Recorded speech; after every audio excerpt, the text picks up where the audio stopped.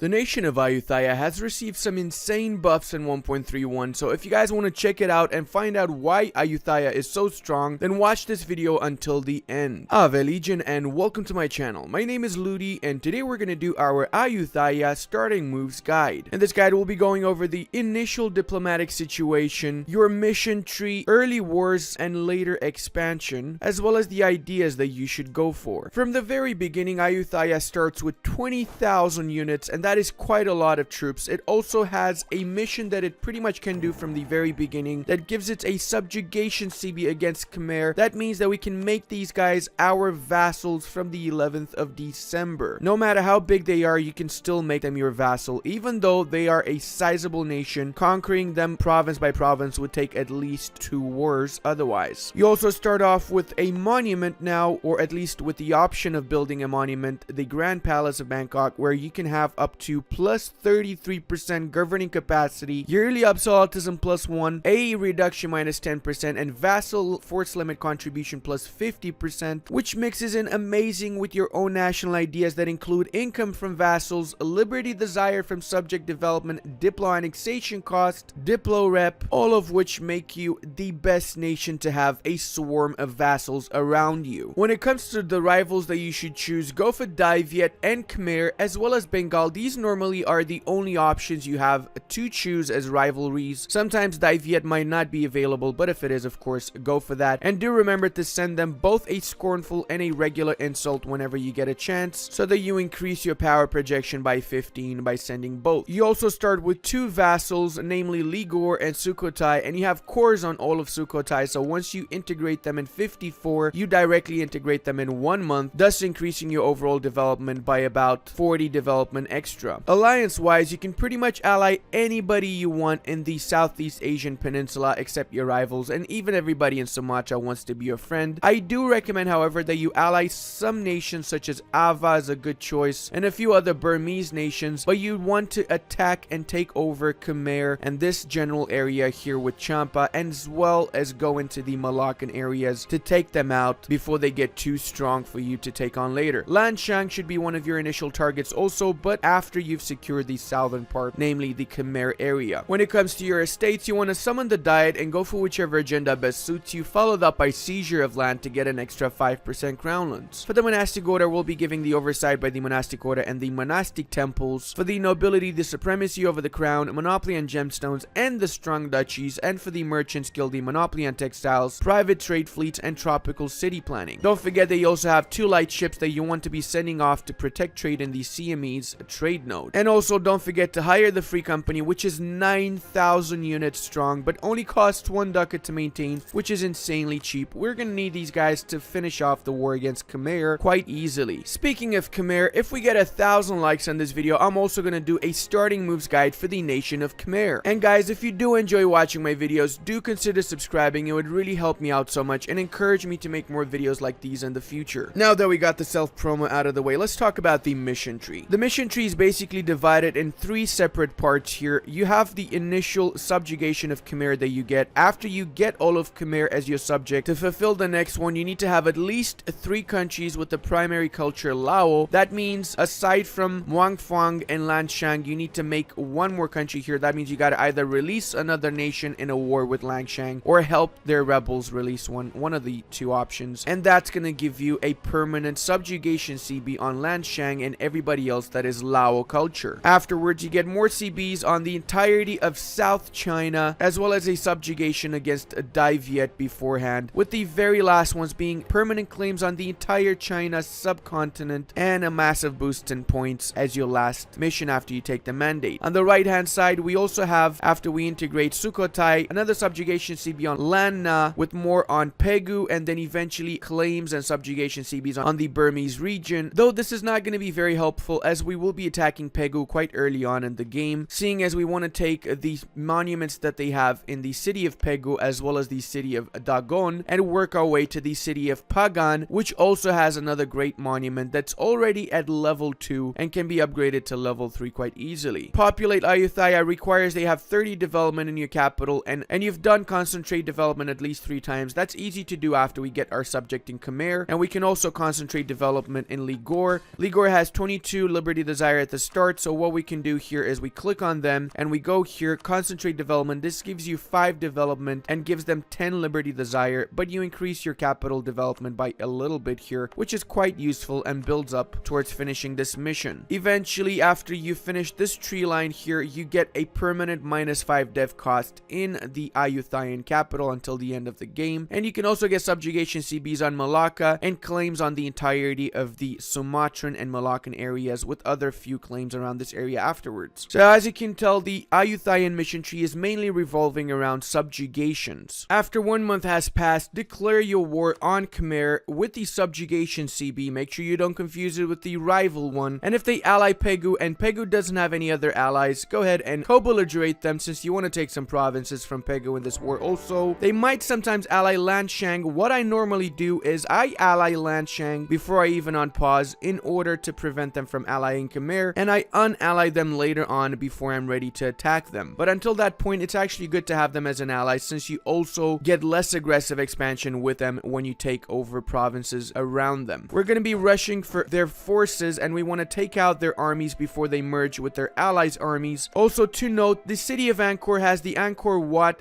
monument, which is already a level 1 monument that gives -5 tech cost globally and can give up to -15 tech cost. You really should have quite a few extra troops and shouldn't be worried about the enemy army. Do make sure that you keep your light ships at bay, however, as they might get sniped out whenever you're at war. I've made that mistake, but it's not a massive deal, even if you lose a couple of light ships that you start off with. When you peace out the enemies, make sure you peace out the non-co-belligerated nations first. So that would be Arakan in my situation. Go for the cash, war reps, trade, cancel cores for extra prestige, and cancel alliances. And also pillage capital. It will cost you 7 aggressive expansion, but it is good because we need to have 3 pillage capitals or concentrate developments to do one of our missions. Now, the big thing is, with Pegu, we have 2 options. We really want to get the monuments that they have, but if we do get all 3 of these provinces, or 4, to get all the monuments, we're going to get a little bit of a coalition. Despite not being big now, it is going to be big after we vassalize the nation of Khmer, since vassalizing them costs 110 already. So because of that, we will not be taking anything in this war from Pegu. We're just going to be making them really weak, taking money, war reps, trade power, and we will be concentrating development once more into our capital, as well as we'll be canceling their alliances to get extra prestige from it. With all of that, our capital went up to 32 development within the first few years. That is absolutely insane. The other adjacent cities also got a little bit of a boost within the capital state, that is. And now when it comes to la pièce de résistance, the nation of Khmer, it's going to give us a little bit of a coalition, as you would expect. If you want to piece out a couple of nations from this, or make sure some nations don't join the coalition, wait until the month of December of whatever year you are in. That's going to lower the aggressive expansion after 1 month's tick. Take as much money as you can take also, and voila, we got a brand new, absolutely super loyal. I'm kidding, they're not. They're ridiculously disloyal. But who cares? By the time the truce finishes, they will be loyal, and they're gonna love it. We literally just doubled in size within this one war. That is absolutely insane. Do take note, you will have to placate your other vassals in the meanwhile to get them back to loyalty, and make sure you start improving relations with all of your vassals. Also, I recommend that you curry favors with the nation of Lanshang, as afterwards you can start, after you've got 50 opinion as well, you can trade your favors for sailors, soldiers, or ducats, which will come quite in handy. Once your starting king dies, you will have 2 options. You can inherit Sukhothai early without having to wait for 54 to come if he dies early, or you can appoint a viceroy in Sukhothai, which gives him a nice claim. Doesn't even matter the second option, just go for the first one. Inherit them, of course, makes a lot more sense, and it means that you also don't need to get the -3 diplo rep penalty from integrating them, which means that these other guys are going to be super loyal by comparison to how they were before. Also, by doing this, you fulfill the inherit Sukhothai mission that gives you a subjugation against Alana, and you should go for this whenever your aggressive expansion goes down a little bit. Also, now we have 10 favors with the nation of Lanshang, and I'm going to illustrate what trade favors does. You can either get 954 manpower or 49 ducats. So depending on whatever you're short of, you can go ahead and ask them, and they're going to give you boosting up your available manpower or ducats, and this can be done as many times as you want. Not to mention, by currying favors within the nation of Lanshang means that we get a ton of favors on a monthly basis. So every year we can boost boost up our manpower by roughly 1,000 manpower just from the favor system. Don't forget to stab up your stability so we don't get the Peasants' War, and keep on improving relations with your vassals here. A couple of years have passed and our vassals are loyal, of course, also because of the mission that we got, which lowered their liberty desire by 20%. That is a big deal. Also, I paid off the debt of Khmer, which gave them a lot more leniency towards us, and also I've placated them a couple of times too. We will be attacking Lanna now with the CB to subjugate them. We're gonna call in Ava, as Ava is actually interested in some of the lands here. Well, actually, they don't join us because of interest in lands, but we are gonna be giving them the lands there. First, we need to call back one of our diplomats so we can declare the war, and we'll send them back afterwards. And there you go. Gonna be a very short and fast war. We're gonna send our diplomat back here right after this to keep on improving relations, since in 2 years we're gonna be annexing these boys. After you finish your siege of Chiang Mai, you're gonna get the Emerald Buddha, which is a good boost to your nation. Also, it is a permanent modifier actually. Make sure when you peace out the co-belligerent nations, if your allies have an interest in them, go ahead and give them to your allies, since you want to get rid of some of these nations. It's easier fighting them off when they're a little bit bigger, so that you don't have 1,000 small nations to worry about aggressive expansion with. Also, I highly recommend that you go ahead and you do concentrate development in your new vassal Khmer. This will increase their liberty desire a little bit, but you can always placate them again afterwards. And by doing that a few times, I managed to get my capital to 48 development by 1453, man. This is insane. This is just from my vassal, and I am going to do it again in my next vassal, Lanna, and in this war as well. So I am curious if I can get 70 development in the province of Ayutthaya before 1470. If it does happen, you need to subscribe to the channel. Do it! Alright, let's kill these boys before anything else. Okay, I've chased down everybody here, and I'm gonna start piecing people out. These guys are gonna be rightful clay of my vassal, well, not my vassal, my ally Ava, and these guys are gonna give me some concentrated development to boost up my amazing capital in Ayutthaya. There isn't much to pillage. Okay, they don't actually have that much development.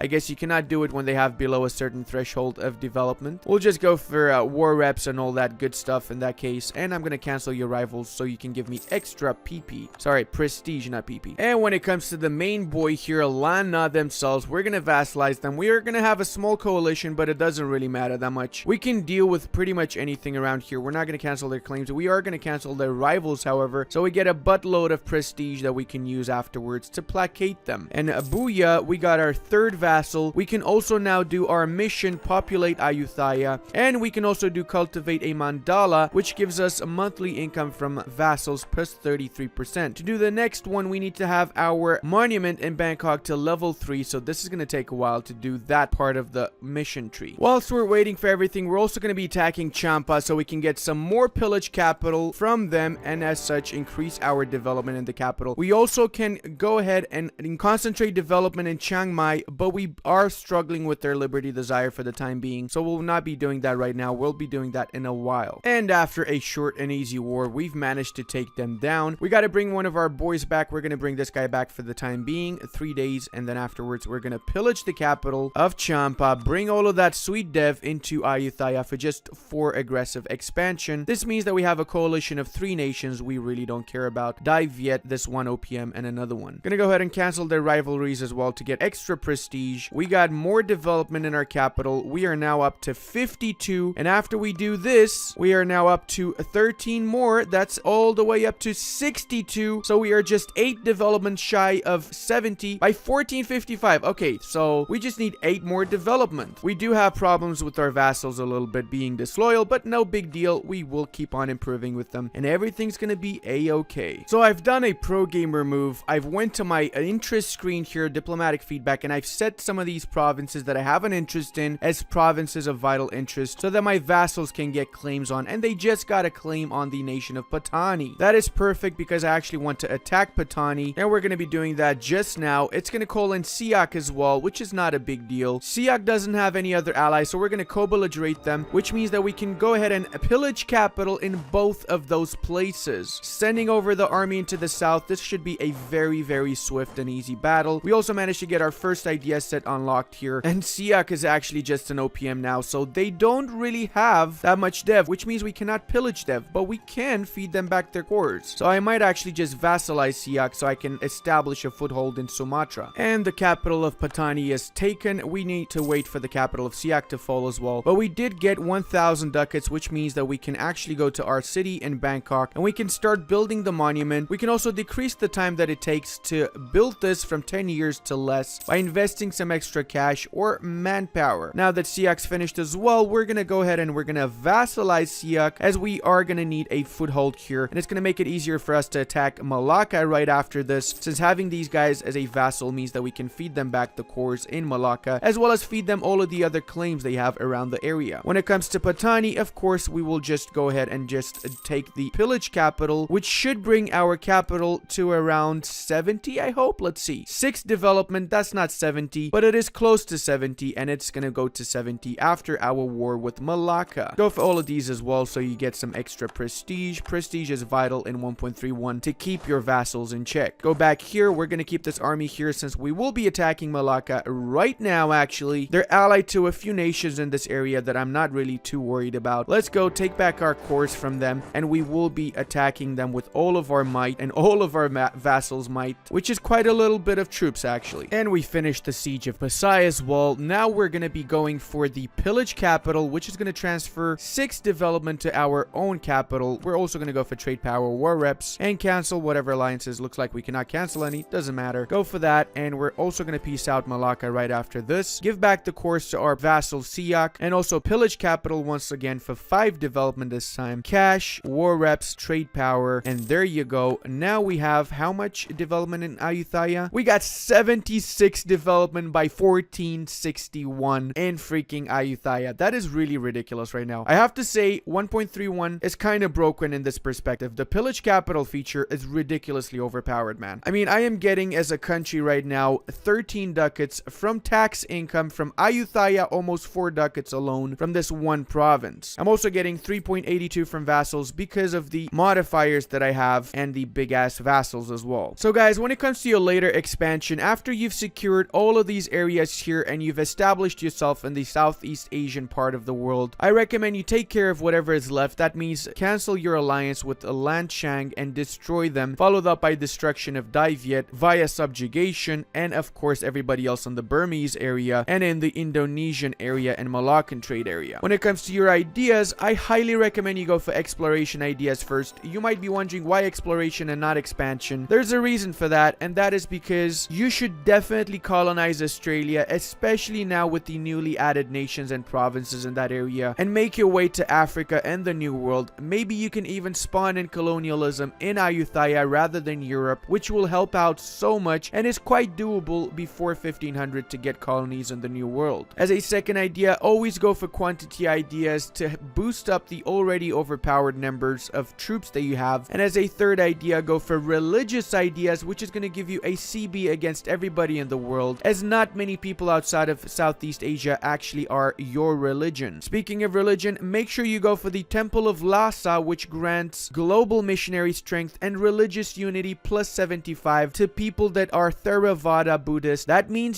once you take this temple, you can benefit from religious unity plus 75% at tier 3 temple when your monument is at tier 3. Mix that in with the other monument in Bangkok and the other 2 in Pegu, Dagon, and even the one in Pagan, and you really are gonna have a great time. You also can snipe over the 2 monuments in Majapahit later on, and one of them is also particular to your religion, Theravada, whilst the other one is universal, minus 15 dev cost and extra mercenary. That is gonna be it for today, guys. I hope you had a great time watching this video. I had a great time recording, and I really want to thank Paradox so much for giving me the chance of recording this before the update was actually out. I also want to thank you all for watching my videos and for supporting me. It really means the world to me, and it encourages me to make more videos like these. So do consider subscribing if you haven't already subscribed, and leave a like if you want to see a Khmer guide. Once we reach 1,000 likes, I'm going to cover over the nation of Khmer. And I also want to give a very big thank you to all of my patrons and channel members. Thank you so much, guys, for all the support you've been offering me. I wouldn't be here without you right now. If anybody else wants to become a patron or a channel member, you can check the links in the description. So until the next one, have a great day, everybody.